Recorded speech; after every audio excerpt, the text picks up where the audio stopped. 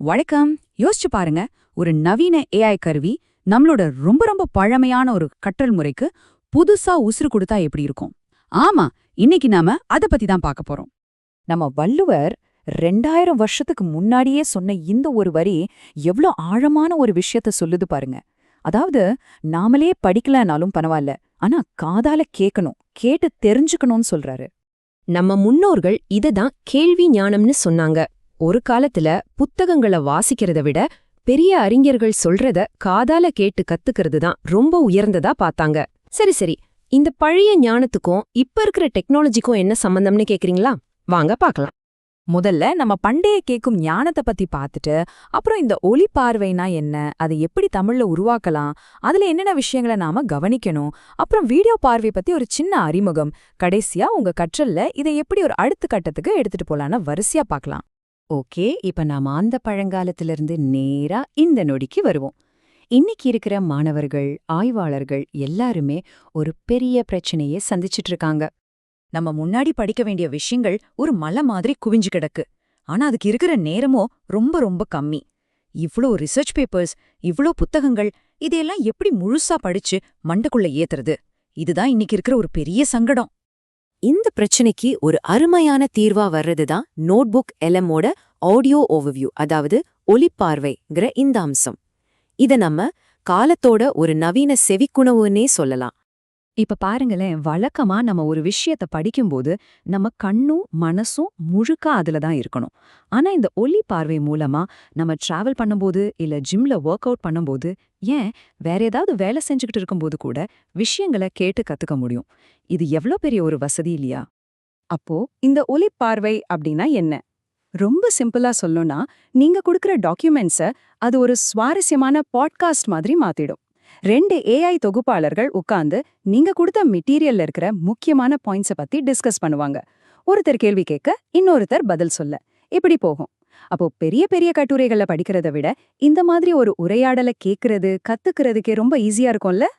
சரி, இப்போ ரொம்பவே இன்ட்ரெஸ்டிங்கான பகுதிக்கு வந்தாச்சு. இவ்ளோ சக்தி வாய்ந்த இந்த கருவிய நம்ம தாய்மொழியான தமிழ்ல எப்படி பயன்படுத்துறதுன்னு பார்க்கலாம். பாருங்க, இந்த ஒலிப்பார்வை வசதி 1-2 மொழிகள்ல இல்ல, கிட்டத்தட்ட 80க்கும் மேற்பட்ட மொழிகள்ல கிடைக்குது. அதுல நம்மளோட அழகான தமிழும் ஒண்ணுங்கிறது தான் இங்க ஹைலைட்டே. இதுல ரொம்ப ரொம்ப முக்கியமான ஒரு விஷயம் என்னன்னா, நீங்க அப்லோட் பண்ற டாக்குமெண்ட்ஸ் இங்கிலீஷ்ல இருந்தாலும் சரி, அதை வச்சு முழுசா ஒரு தமிழ் ஆடியோ சுருக்கத்தை உருவாக்க முடியும்.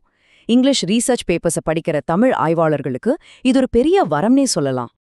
இது உருவாக்குறது ரொம்பவே சுலபம். ஸ்டெப் 1, உங்க டாக்குமெண்ட்ஸை அப்லோட் பண்ணுங்க. அப்புறம் வலது பக்கம் இருக்கிற ஸ்டூடியோ பேனல்ல ஒலி பார்வை ஆப்ஷனை செலக்ட் பண்ணுங்க. அடுத்து ஜெனரேட் பட்டனை தட்டுங்க. அவ்ளோதான், கொஞ்ச நேரத்துல உங்களுக்கான ஸ்பெஷல் பாட்காஸ்ட் ரெடி.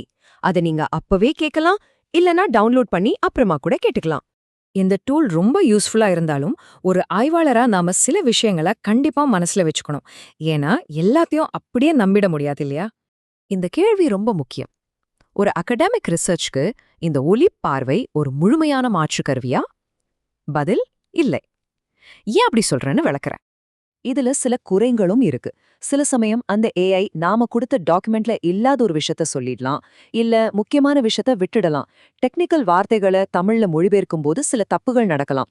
அப்புறம் அந்த உரையாடல் சில நேரங்கள்ல கொஞ்சம் செயற்கையா ஒரு ரோபோ பேசுற மாதிரி இருக்கலாம். ரொம்ப நீளமான டாக்குமெண்ட்ஸ் ஒரு 500 பக்கத்துக்கு மேல இருந்தா அது சுருக்கிறதுக்கும் கொஞ்சம் தடுமாறும். அதனால இங்க முக்கியமான அட்வைஸ் என்னன்னா, இது ஒரு ஸ்டார்டிங் பாயிண்டா மட்டும்தான் பயன்படுத்தணும். ஒரு விஷயத்த பத்தி முதல்ல தெரிஞ்சுக்கிறதுக்கு இது ஓகே. ஆனா ஆழமா முழுமையா ஆய்வு செய்யணும்னா நீங்க அந்த ஒரிஜினல் டாக்குமெண்ட்டை படிச்சுதான் ஆகணும். அதுக்கு மாற்று இல்ல. ஒலிப்பார்வைய மாதிரியே நோட்புக் எல்லாம் இன்னும் ஒரு படி மேல போய் வீடியோ பார்வைகளையும் உருவாக்குது. இது நம்ம கற்றல அடுத்த லெவலுக்கு கொண்டு போகுது. இந்த வீடியோ பார்வை என்ன பண்ணும்னா, உங்க டாக்குமெண்ட்ல இருக்கிற போட்டோஸ், சார்ட்ஸ், டேபிள்ஸ் இதையெல்லாம் ஆட்டோமேட்டிக்கா எடுத்து ஒரு வீடியோவா உருவாக்கிடும். உங்க தேவைக்கு ஏத்த மாதிரி அதை கஸ்டமைஸ் பண்ணிக்கலாம். முக்கியமா இதுவும் தமிழ் உட்பட 80க்கும் மேற்பட்ட மொழிகள்ல கிடைக்குது. ஆக நம்மளோட பண்டைய கேள்வி ஞானம் அப்படிங்கிற கான்செப்ட இந்த நவீன டெக்னாலஜி எப்படி அடுத்த கட்டத்துக்கு கொண்டு போகுதுன்னு பார்த்தோம். சரி, இத வச்சே நாம அடுத்து என்ன செய்யணும்? இந்த முழு விளக்கத்திலிருந்தும் நாம எடுத்துக்க வேண்டிய முக்கியமான விஷயங்கள் இதுதான். முதல்ல, இது ஒரு டிஜிட்டல் கேள்வி ஞானம். அதாவது கஷ்டமான டெக்ஸ்ட கூட ஈஸியா கேக்குற மாதிரி ஒரு பாட்காஸ்டா மாத்துது. ரெண்டாவது, இதோட தமிழ் சப்போர்ட். இங்கிலீஷ் டாக்குமெண்ட்ல இருந்து கூட தமிழ் ஆடியோவை உருமாக்க முடியும். மூணாவது, இது ஒரு ஸ்டார்டிங் பாயிண்ட் தான். முழுமையான ஆய்வுக்கு ஒரிஜினல் சோர்ஸ் தான் முக்கியம். கடைசியா, இது ஆடியோவோட நிக்கல, வீடியோ மூலமாவும் கத்துக்க வழிகாட்டுது. கடைசியா மறுபடியும் வள்ளுவர்கிட்டே வருவோம். அவர் சொன்ன மாதிரி செவிக்கு உணவில்லாத பொழுது சிறிது வயிற்றுக்கும் ஈயப்படும். முதல்ல நம்ம அறிவுக்கு, அதாவது நம்ம காதுக்கு உணவு கொடுக்கணும். இந்த மாதிரி கருவிகள் நம்ம நேரத்தை மிச்சப்படுத்தி அந்த அறிவுக்கு தீனி போட ரொம்பவே உதவுது. இப்போ கேள்வி உங்ககிட்ட தான். உங்களுடைய கற்றல் பயணத்தை இன்னும் சிறப்பாக்க இந்த புதிய செவிக்குணவை நீங்க எப்படி பயன்படுத்த போறீங்க? யோசிச்சு பாருங்க.